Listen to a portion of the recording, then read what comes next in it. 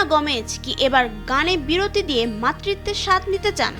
সম্প্রতি এক পডকাস্টে নিজের ব্যক্তিগত জীবন ও ভবিষ্যৎ পরিকল্পনা নিয়ে এমনই এক বিস্ফোরক ও মিষ্টি তথ্য শেয়ার করেছেন এই তারকা। সেলেনার সাফ কথা, তিনি বড় পরিবার চান আর তার স্বপ্ন অন্তত 4 সন্তানের মা হওয়া।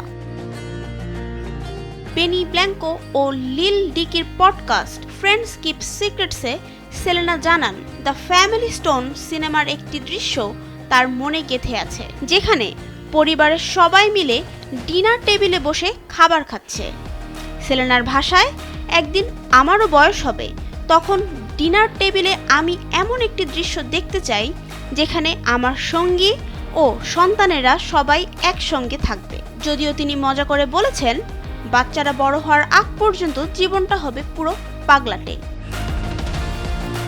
সেলেনা স্বীকার করেছেন, সব স্বপ্ন সত্যি হয় না, তবুও একটি সুন্দর পরিবারের আকাঙ্ক্ষা তার চিরন্তন।